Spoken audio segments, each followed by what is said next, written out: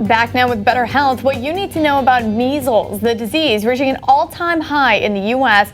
People still dealing with outbreaks in major cities. And today we're talking with Dr. John O'Reilly, Chief of General Pediatrics at Baystate Children's Hospital, here to tell us what we need to be aware of. Doctor, thanks for being with us. You said to call you John, but I'm going to call you Dr. O'Reilly. The kids call me Dr. O because O'Reilly is hard. Love it. So Dr. O. So, Dr. O, first tell us what measles is and why people have been talking about it so much lately. Well, measles is a very contagious viral illness. And the problems that we face with measles is it's incredibly contagious. You only need a small exposure to the virus. It's also a virus that stays around. We don't need person-to-person contact. Somebody could have coughed on the table or at McDonald's on the rest stop on the 4 hours ago, and you can touch that counter and still get it, even though the person is long gone. People spread it probably 4 or 5 days before we even know they're going to have the measles. They have a little cough, they have a little runny nose, and that's all full of viral particles that are spreading. And the other thing is it has what we call a high attack rate. So if you took 100 people that were not immunized and you exposed them to measles, 90 of them would get sick. So 9 out of 10. 9 out of 10. So there's what, about 10% of the population that's just naturally immune to measles? Well, that their immune system fights it off quick enough to some degree. I think the good news about measles is the vaccine is incredibly effective. So we give kids 2 shots.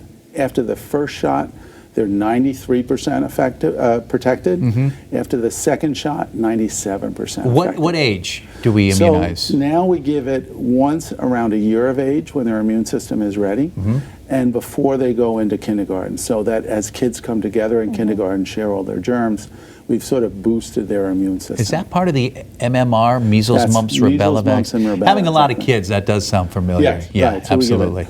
And there are some situations where if kids are traveling, measles is prevalent worldwide. So if you are going to a country, you're going to Israel or Ireland or many countries, and your kid is under a year, sometimes the pediatricians will give a vaccine just to start the immune system, but the response is not as great under a year than it is. Do we know how many children locally, how many people locally potentially haven't gotten the vaccine?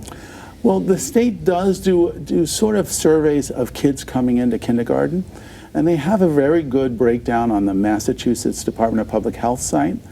And so for kids going into kindergarten in Franklin County, 5.3% of the kids are under-immunized that are at risk for some of these infections. So they're counting on the herd immunization, so to speak, for them to remain healthy. Absolutely. So that's an important point, right? There are some kids and some adults that don't have immunity. If the kid is getting chemotherapy or if they're on other biologics, you see a lot on TV ads for Humira and others for psoriasis or inflammatory bowel disease.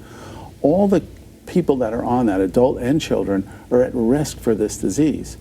So the only way we can protect that kid in your kid's school that has chemotherapy is to immunize the kids around them. And the immunization rate has to be around 90%, 85 to 95%.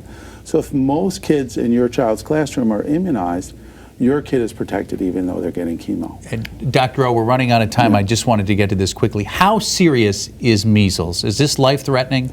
Sure. Measles, is more deadly overseas where kids are already undernourished and so on. But a lot of kids die of pneumonia. They have severe diarrhea. And the most concerning are brain problems. When the measles gets into the brain, you can have what we call ADM, which is a severe neurologic issue around the time. And there's this thing as well that 7 years later, if that virus got into your brain, you can start to have neurologic problems, sort of like a Huntington's disease, progressive brain destruction. Great information. Nothing to play with, that's for sure. No, this is vaccinate, vaccinate, and vaccinate. Don't worry, the things about the vaccine were false. They've been proven false. Last month they had a study in Denmark, 650,000 kids. None of them had autism or any other problems with the vaccine. Go out and get your kids vaccinated. Dr. O, thank you. Pleasure.